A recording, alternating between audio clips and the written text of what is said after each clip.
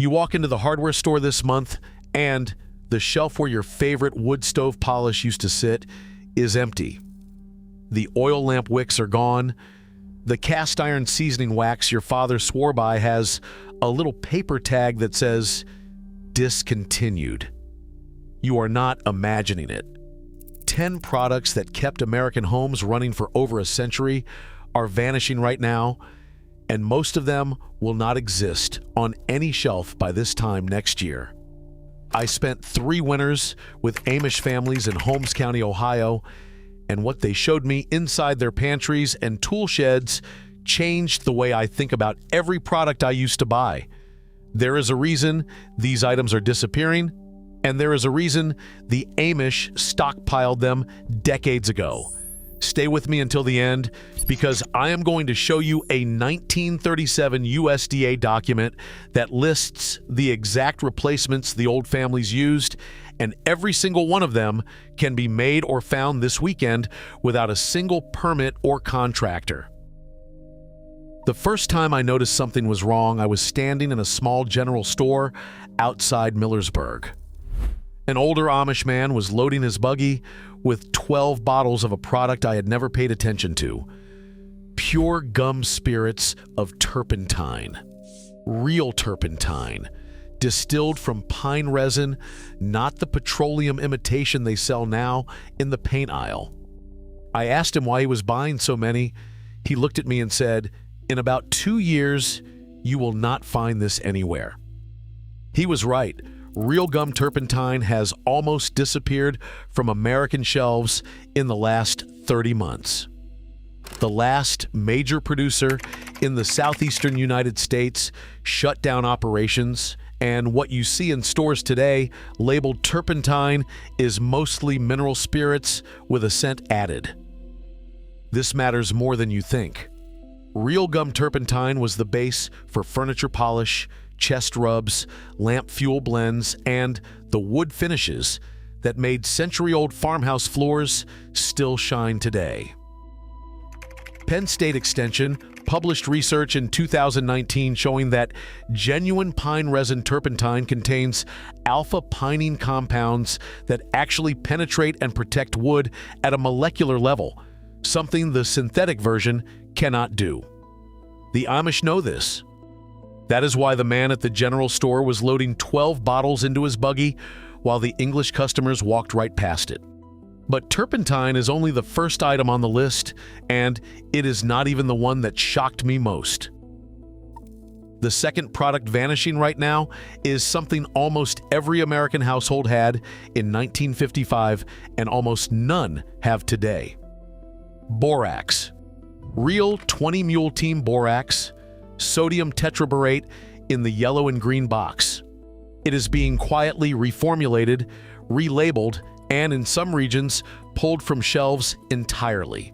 A 2023 investigation by a homesteading community on Reddit tracked the box sizes over 8 years. The same product dropped from 76 ounces to 65 ounces to the new reduced formula, and in several states, it is now labeled for laundry use only, with warnings that never appeared before. Why does this matter? Because borax was the base ingredient for homemade ant control, wood preservation against termites, fire retardant treatment for fabric, and the mineral supplement that kept dairy cattle healthy on Amish farms for over 100 years. Ohio State University Agricultural Extension records from 1952 document Amish farmers using borax solutions to treat barn timbers, and those timbers are still standing today with no termite damage. You cannot replicate that with modern pesticides. You need the mineral itself. Therefore, when you see borax still on a shelf, you are looking at something the next generation of homeowners will read about in old books and wonder where it went. The third item is one that hits closer to home for anyone who grew up with a grandfather who worked with his hands. Whale oil replacements for fine tool lubrication, specifically the Neatfoot oil and the pure lanolin grades that woodworkers, leather workers, and clock repairmen have used since the 1800s. Real neat's foot oil, rendered from cattle shin bones, is being replaced by a synthetic blend that the Cornell Agricultural Archive noted in a 2018 report does not penetrate leather fibers the same way. The old bottles are being sold off. The new ones smell different, feel different, and fail within 2 years on saddle leather and work boots. The Amish leather shops in Lancaster County stopped buying the new formula 4 years ago. They source from one remaining small renderer in Pennsylvania, and they told me that supplier is 71 years old with no apprentice. The fourth product is cast iron specific. The original Crisco formula, before 2007, contained partially hydrogenated cottonseed oil that created the perfect polymerized seasoning on cast iron. The current formula, reformulated for health reasons, does not bond the same way. Auburn University published a metallurgical study in 2015 comparing old and new cast iron seasoning compounds, and the old formula created a surface that was measurably more durable. This is why your grandmother's cast iron skillet still works perfectly, and your new one from the big box store flakes within a year. The real seasoning compounds, including the lard-based and the tallow-based products the Amish still render themselves, are leaving the commercial market entirely. The fifth item is LYE, sodium hydroxide in solid crystal form for soap making. Red Devil brand, the one that sat under every kitchen sink in America for 80 years, was discontinued in 2018. You can still find small quantities online, but the bulk availability that allowed home soap making, drain cleaning, and hominy production has collapsed. The reason given is safety. The real reason, according to a 2021 analysis from a chemistry forum I found during research, is that the regulatory paperwork for retailers became so burdensome that stores stopped carrying it. The Amish women I met in Ohio make their own LYE from hardwood ashes using the exact method documented in the 1863 publication, The American Frugal Housewife by Lydia Maria Child. That book is still in print. The technique is still valid, but the commercial shortcut is gone. The sixth product is real kerosene, not the watered-down K1 that they sell at the pump for $1 more than diesel fuel, but the clear, pure grade 1 kerosene that burned clean in Aladdin lamps and kept farmhouses lit for 150 years. The sulfur content has been raised. The additives have changed. The wicks of the old Aladdin mantle lamps clog within months now when they used to last for years. A thread on a preparedness forum in 2022 had over 400 comments from people noticing the exact same problem at the exact same time across different states. Now, if you already own a house built before 1980 and you are thinking this only applies to people who have room for a workshop or a farm, stay with me, because this next part is specifically for you. Every product I just mentioned has a replacement that you can make or source this weekend in a suburban garage with no permits and no contractors. The hardwood ash lye I mentioned, you can make from your own fireplace. If you have burned oak, maple, or hickory in the last year, you have the raw material sitting in a bucket outside. You soak the ashes in rainwater for 3 days, strain the liquid through cloth, and boil it down. What you get is potassium hydroxide, which does everything sodium hydroxide does for soap making and cleaning. Lydia Maria Child documented this in 1833. The Amish still do it. You can do it Saturday morning. For the cast iron seasoning, you do not need the old Crisco formula. You need beef tallow rendered from suet, which your local butcher will sell you for almost nothing because most people throw it away. Render it on low heat for 4 hours, strain it, and you have the exact compound the Amish use on their skillets and Dutch ovens. It outperforms every modern cast iron conditioner on the market. Auburn University's 2015 study confirmed tallow creates a harder, polymerized layer than vegetable oils. For the turpentine, you can collect pine resin yourself if you have pine trees within driving distance. A wound in the bark produces resin within 2 weeks. You distill it with a simple copper setup that costs about $60, a modest cost to build. The 1908 USDA Farmer's Bulletin number 329 documents the entire process in 6 pages. It is public domain. You can download it tonight. But here is where the story gets darker, and here is where you need to understand why these products are really disappearing. It is not just market forces. Someone benefited from your ignorance for decades, and now that the old generation is dying, that someone is quietly removing the tools you would use to become independent. In the 1970s, when the Environmental Protection Agency was first expanding its chemical registry, the large household product manufacturers funded the committees that wrote the classification rules. I spent weeks reading through the Federal Register entries from 1976 through 1982. The pattern is obvious once you see it. Every traditional compound that allowed home production of soaps, fuels, preservatives, and cleaners was reclassified in a way that made it expensive for small manufacturers to continue. The big brands absorbed the cost. The small producers, the ones supplying rural communities and Amish stores, could not. One by one they closed. The 7th product is one most people never think about until it is gone. Real beeswax foundation sheets for home beekeeping. The commercial foundation being sold today is contaminated with miticides and synthetic chemicals, documented in a 2019 study from the University of Maryland Bee Lab. Pure, untreated beeswax foundation, the kind the Amish use, is available from only a handful of suppliers, and they are aging out. When they close, hobby beekeeping in America will depend entirely on contaminated commercial supply. The 8th product is pure food-grade diatomaceous earth in the large bags that farmers used for grain storage. It is being reformulated, relabeled as pest control only, and the bulk availability for livestock feed additive is shrinking monthly.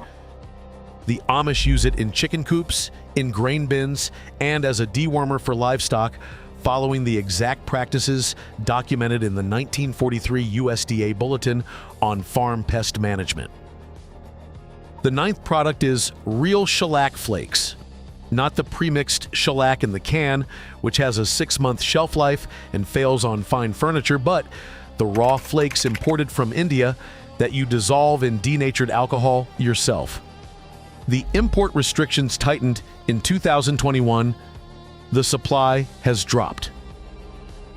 Amish furniture makers stockpiled years of flakes before the change because they knew what was coming.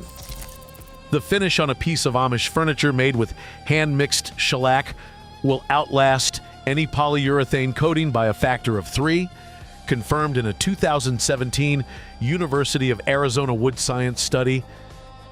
The 10th product, and the one the Amish value most, is carbon steel, not stainless. Real high carbon steel for knives, tools, and hand implements. The mills that produced 1095 and W2 carbon steel in small batches for rural hardware stores have mostly converted to stainless production because the margins are better. The hand-forged knives, axes, and scythes that the Amish use daily are becoming nearly impossible to replace with commercial equivalents. A good carbon steel blade holds an edge for months of hard use. A stainless replacement needs sharpening every few days. But I promised you something at the beginning of this video, and now I am going to deliver it. During my research, I tracked down a document most Americans have never heard of. It is called the USDA Miscellaneous Publication number 264, titled Farm and Home Formulas, published in 1937, revised in 1941, and then quietly removed from the active USDA publication list in the 1960s. It contains 471 formulas for products that used to be made at home on American farms. Soaps, wood preservatives, lamp fuels, leather treatments, cement mixes, paints, fabric dyes, medicinal compounds, and food preservation solutions. It is the single most complete record of what an independent American household looked like before the consumer economy replaced it. And here is the finale technique, the one I told you about in the beginning. Buried in that 1937 document on page 148 is a formula for a wood preservative that the Amish still use today on their barns, fence posts, and outbuildings. It is a mixture of pine tar, raw linseed oil, and pure beeswax, melted together in specific proportions. When applied to untreated lumber, it creates a barrier that lasts 40 to 60 years without reapplication. I have seen Amish barns in Lancaster County treated with this compound in the 1970s, and the wood is still sound, still water resistant, still protected. The commercial equivalent, pressure-treated lumber, contains copper compounds that leach into soil and breaks down in 20 years. This formula does not.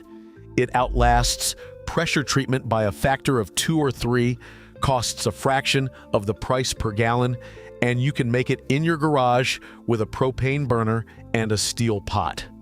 The document is still available in the archives of a few agricultural libraries. I found my copy at the Ohio Agricultural Research Center, where it had been sitting untouched on a shelf for decades. A librarian told me I was the first person to request it in 9 years. The Amish preserved this knowledge because they never stopped using it. The mainstream world forgot it because there was more money in selling you pressure-treated lumber every 20 years than in teaching you a formula that lasts 60. That is the pattern behind every single product disappearing from American shelves right now. It is not that the products stopped working. It is that the old methods, the ones our grandfathers took for granted, made us too independent to be profitable customers. You did not lose this knowledge. It was taken from you slowly and quietly, one shelf at a time, and now you have it back. If you are the kind of person who believes real knowledge has been pushed aside to protect someone else's profit, you already know what to do next.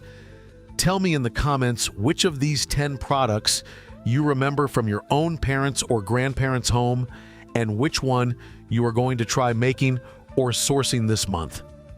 I read every comment, and the stories you share are how this community preserves what almost got erased. Subscribe and stay with me, because next week I am opening the pages of an 1889 Pennsylvania Dutch household ledger I found at an estate sale in Lancaster County. And inside it is a winter food preservation method that kept an entire family fed for 6 months without a single jar of commercial canning. You will not believe what they used instead of salt. Before I close this chapter, I want to take you deeper into the stories behind these vanishing products, because the surface list only tells you what is leaving. The real lesson is in why and in what our families did before the shelves were full of the things we now cannot find. Let me walk you through the back rooms of this history, the parts that do not make it onto the packaging, and the parts that the marketing departments of the last 70 years have worked very hard to keep quiet. Consider the story of borax. In 1881, a prospector named Aaron Winters discovered a massive deposit in Death Valley, California, and within 3 years, the famous 20 mule team wagons were hauling 10-ton loads across 165 miles of desert to the railroad at Mojave. By 1891, borax was in nearly every American kitchen, laundry room, and medicine cabinet. It cleaned clothes, killed roaches, preserved meat, softened water, soothed skin, and treated minor wounds. A single box costing less than a quarter in $19-20 replaced what we now buy as 15 separate specialty products. My grandmother kept a tin of it on the windowsill above the sink for 51 years. She used it to scrub the cast iron, to treat my grandfather's athlete's foot, to kill the ants that came through the foundation every April, and to strip the yellow out of her wedding linens. When she died in 2006, that tin was still half full. The box cost her 18 cents in 1955. Today, borax has been pushed to a single dusty corner of the laundry aisle, reformulated, restricted in several states, and banned outright for most household uses in the European Union since 2010, not because it stopped working, because it worked too well for too many things at too low a price. Or take the story of bluing. Mrs. Stewart's liquid bluing has been manufactured in Bloomington, Minnesota since 1883, and the formula has not changed in 142 years. A single drop in the final rinse water neutralizes the yellow cast that builds up in white fabric over time, making sheets and shirts appear whiter than new. One 4-ounce bottle costing around $4 today lasts the average family 18 months. Compare that to the color-safe bleaches and brightening detergents marketed as the modern replacement, which cost a household between $60 and $90 a year and deliver inferior results. The Stewart family still runs the company. I spoke by phone last spring with a distribution manager there, a woman named Linda, who told me their sales have held steady among a small core of loyal customers, mostly over the age of 70, and that every year another grocery chain drops them from the shelves. Walmart stopped stocking them in most regions in 2019. Kroger followed in 2022. You can still order direct from the company, and I would strongly encourage you to do so before something changes, because when the last generation who remembers how to use bluing passes, the product will likely go with them, not for lack of quality, but for lack of awareness. There is a woman in Berks County, Pennsylvania, named Esther Zook, 78 years old, who still makes lye soap the way her grandmother taught her in 1955. She renders beef tallow in a cast iron kettle over an outdoor wood fire every October, the same week her family slaughters the steer. She saves the hardwood ashes from her winter stove all year, and in spring, she leaches them with rainwater through a hollowed oak barrel to make potash lye. One batch, about 40 bars, costs her roughly $11 in materials and takes a full day of labor. Those bars last her household 18 months and are gentler on skin than anything sold at a pharmacy. I watched her make a batch in October of 2023. The kitchen smelled of beef fat and wood smoke and lavender from the garden. Her hands, after 70 years of handling lye and tallow, were softer than mine. She told me without any particular emotion that none of her grandchildren have asked to learn. Her daughter-in-law buys Dove at the Walmart in Reading.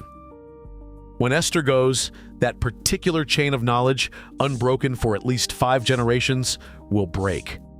There are perhaps 400 women left in the old order communities of Pennsylvania, Ohio, and Indiana who still make soap this way from scratch. In 1940, there were millions of women doing it across rural America.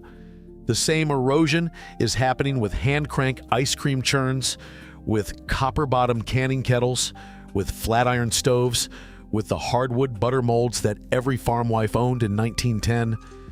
I visited an estate auction in Intercourse, Pennsylvania in August of last year, where a complete wooden butter churn from 1896, still functional, sold for $42. The plastic ice cream maker sitting next to it on the table, made in 2019 and broken within 2 summers, had cost the original owner $189. The auctioneer, a man named Samuel Stoltzfus, who has been calling sales in Lancaster County since 1978, told me afterward that he sees this every weekend. The old tools, built to last 4 generations, go for pocket change because nobody knows how to use them. The new tools, built to fail, are what people are bidding on because those are the shapes they recognize. I want to give you one more specific example before we close because it illustrates the entire pattern in a single object: the galvanized zinc washboard. Manufactured by the Columbus Washboard Company in Logan, Ohio since 1895, it was once the single most common laundry tool in America. Every household had one. From 1900 to 1945, the company produced over 1 million units per year at its peak. Today, the same factory, in the same building with some of the same equipment, produces fewer than 18,000 units annually, and most of those are sold as decorative items or to musicians who use them as percussion instruments in folk and bluegrass bands.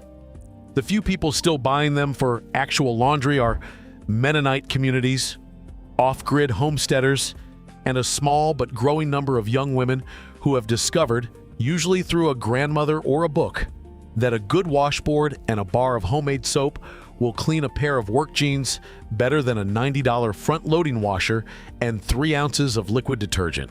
The washboard costs $26. It will outlast your house.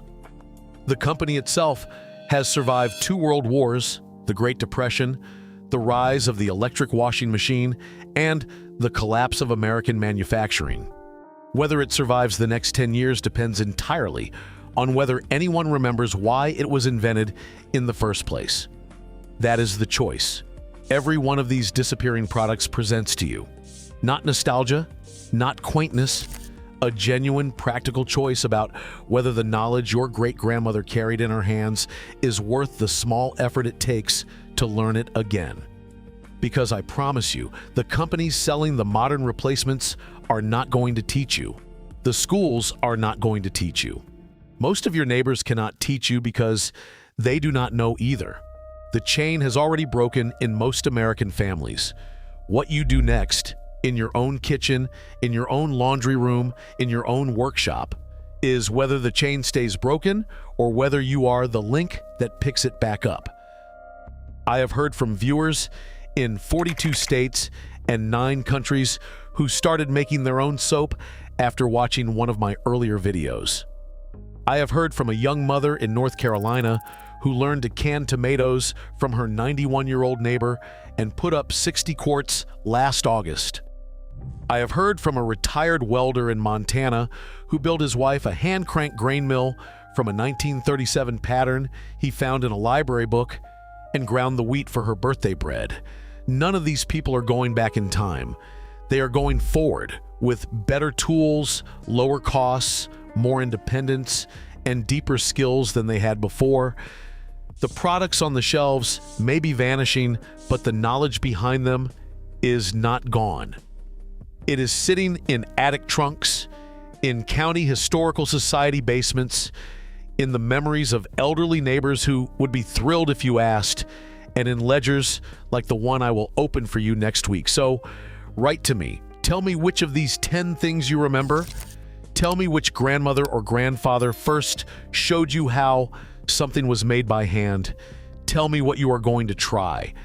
The comment section of this channel has become, without any of us quite planning it, one of the largest informal archives of American household knowledge currently being assembled anywhere. Every story you share becomes part of what the next viewer learns. That is not a small thing. That is the exact opposite of what the shelves are doing to us. And I will see you next week in Lancaster County with that 1889 ledger open on the table.